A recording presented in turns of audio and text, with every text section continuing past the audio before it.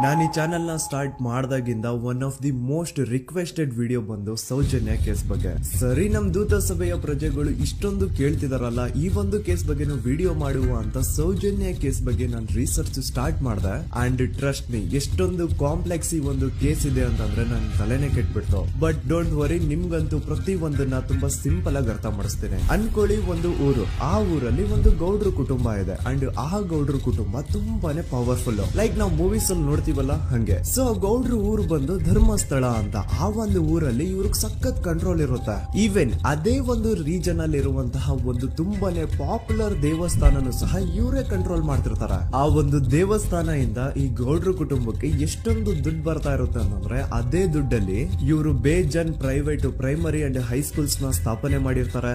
ಬೇಜನ್ private medical colleges ಇರ್ತವೆ. And ಬೇಜನ್ private ದೊಡ್ಡ ದೊಡ್ಡ ಹಾಸ್ಪಿಟಲ್ಸ್ ಇರ್ತವೆ. ಒಟ್ಟಲ್ಲಿ ಹೇಳ್ಬೇಕು ಅಂತಂದ್ರೆ ದುಡ್ಡಿನ ಸುರಿಮಳೆ ಇವ್ರಿಗೆ. ನೋಡಿ, ನಮ್ಮ ಭಾರತ ದೇಶದಲ್ಲಿ ಒಂದು ಕಾನೂನಿದೆ, ದ ರಿಲಿಜಿಯಸ್ ಎಂಡೋಮೆಂಟ್ ಆಕ್ಟ್ 1863 ಅಂತ.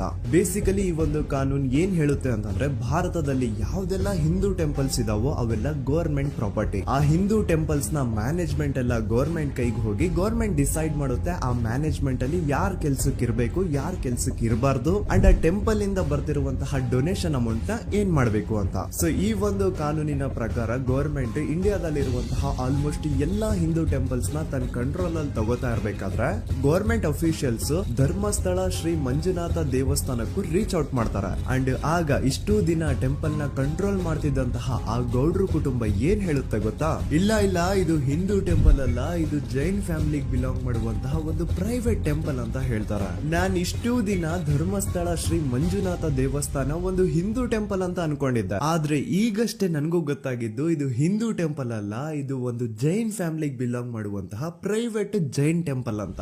ಸೊ ಹೀಗಾಗಿ ಗವರ್ಮೆಂಟ್ ಅಫಿಷಿಯಲ್ಸ್ ಏನೂ ಮಾಡಕ್ಕಾಗದೆ ಇವತ್ತಿನವರೆಗೂ ಈ ಒಂದು ಧರ್ಮಸ್ಥಳ ಶ್ರೀ ಮಂಜುನಾಥ ದೇವಸ್ಥಾನನ ಒಂದು ಪ್ರೈವೇಟ್ ಟ್ರಸ್ಟ್ ನಡೆಸ್ಕೊಂಡು ಹೋಗ್ತಿದೆ. ಅಂಡ್ ಆ ಪ್ರೈವೇಟ್ ಟ್ರಸ್ಟ್ ನ ಓನರ್ ಯಾರು? ಅದೇ ಗೌಡ್ರ ಕುಟುಂಬ. ನೋಡಿ, ನಾನು ಈ ವಿಡಿಯೋದಲ್ಲಿ ಯಾರ್ದು ರಿಯಲ್ ನೇಮ್ಸ್ ನ ಬಳಸ್ತಿಲ್ಲ. ಪ್ರೀವಿಯಸ್ಲಿ ಬೇರೆ ಯೂಟ್ಯೂಬರ್ಸ್ ತಮ್ಮ ವಿಡಿಯೋಸ್ ಅಲ್ಲಿ ರಿಯಲ್ ನೇಮ್ಸ್ ನ ಬಳಸಿದ್ದಾರೆ ಅನ್ನೋ ಒಂದೇ ಒಂದು ಕಾರಣಕ್ಕೆ ಅವ್ರ ವಿಡಿಯೋಸ್ ನ ಡಿಲೀಟ್ ಮಾಡಿಸಿದ್ದಾರೆ. ಸೊ ಅವ್ರ ಜೊತೆ ಆಗಿದ್ದು ನನ್ ಜೊತೆ ಆಗೋದ್ ಬೇಡ, ಸತ್ಯ ಮುಚ್ಚ ಹೋಗೋದು ನನ್ಗೆ ಇಷ್ಟ ಇಲ್ಲ. ಹಾಗಾಗಿ ನಾನು ಇಲ್ಲಿ ರಿಯಲ್ ನೇಮ್ಸ್ ನ ಬಳಸ್ತಿಲ್ಲ. ಆದ್ರೆ ನಾನು ಯಾರನ್ನ ಪಾಯಿಂಟ್ ಔಟ್ ಮಾಡಿ ಹೇಳ್ತಿದ್ದೀನಿ ಅನ್ನೋದು ಮಾತ್ರ ನಿಮಗೆ ತುಂಬಾ ಕ್ಲಿಯರ್ಲಿ ಅರ್ಥ ಆಗುತ್ತೆ. Don't worry.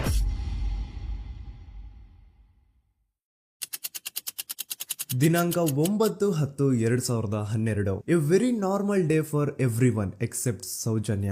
ಧರ್ಮಸ್ಥಳ ಹತ್ರ ಇರುವಂತಹ ಪಂಗಳ್ ಅನ್ನೋ ಒಂದು ಸಣ್ಣ ಹಳ್ಳಿಗೆ ಬಿಲಾಂಗ್ ಮಾಡುವಂತಹ ಸೌಜನ್ಯ